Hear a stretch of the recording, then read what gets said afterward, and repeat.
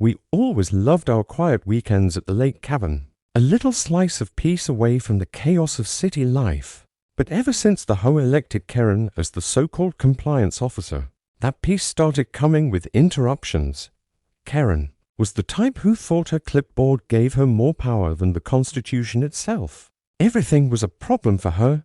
Grass height, bird feeders, fishing poles too close to the dock, and now, apparently, my wife wearing her sidearm. You see, my wife is a retired Army officer, trained, licensed, and extremely responsible. She wears her firearm in a secured holster when we're at the lake, not to show off, but for protection. We're deep in the woods, and let's just say, coyotes and mountain lions don't really care about HOA guidelines. That Saturday morning, she was helping me load supplies into our canoe when Karen stormed down the trail, like she was heading into a war zone.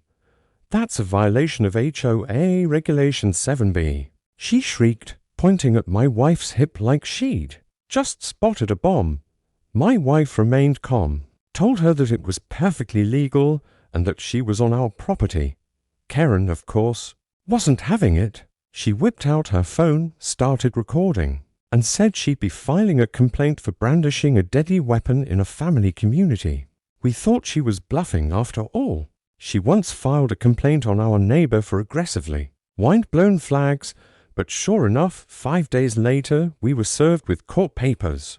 Karen was actually suing my wife in small claims court, citing emotional distress, threats to public safety, and violation of non-existent HOA rules. We were stunned but mostly amused, and our lawyer told us to show up, be professional, and let Karen make a fool of herself. Court day arrived, and let me tell you, Karen showed up looking like a villain from a made-for-TV courtroom drama. Heels to high, folder labeled evidence, and a shiny badge that said HOA Vice Chairwoman, which, by the way, she printed herself. She strutted up to the stand and started telling the judge how my wife's presence with a gun traumatized residents, how she felt threatened for her life, and how she was acting on behalf of community safety. The judge, a grizzled older man with a dry wit, sat there stone-faced for a while, then calmly asked, "Can you point me to the HOA rule that prohibits licensed firearm possession on private property?" Karen stammered, pulled out a few papers, and claimed it was in the amended 2019 security clause. Our lawyer objected, saying that clause had never been formally approved or filed with the county. The judge leaned forward, adjusted his glasses, and said, "Ma'am, we operate under state law here, not your imagination." The courtroom snickered. Then came the best part. Our lawyer handed over my wife's concealed carry license, along with county property records showing the cabin lot lines. My wife had been standing on our dock, completely within our land and within her rights. The judge asked Karen about her vice chairwoman title, and she proudly said it was a temporary appointment. Our attorney then produced HOA meeting minutes showing there had been no such position or vote. The judge sighed, looked at her folder, and said, "So you created your own title, invented a rule, and filed a lawsuit based on feelings." Karen tried to interrupt, but he held up a hand. "No, ma'am, you've wasted this court's time." He turned to us and said, "Case dismissed." Defendant acted within full legal rights then.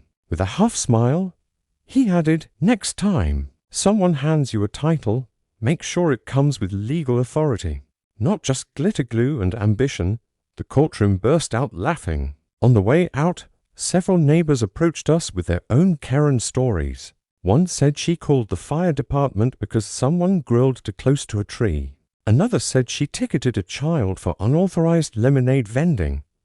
That day in court didn't just clear my wife's name. It exposed Karen's petty dictatorship for what it really was, a fantasy world, where her opinions trumped actual law. And now, whenever we walk by the lake, my wife still wears a sidearm, legally, proudly, and with a smile, while Karen pretends not to see us, her clipboard mysteriously missing.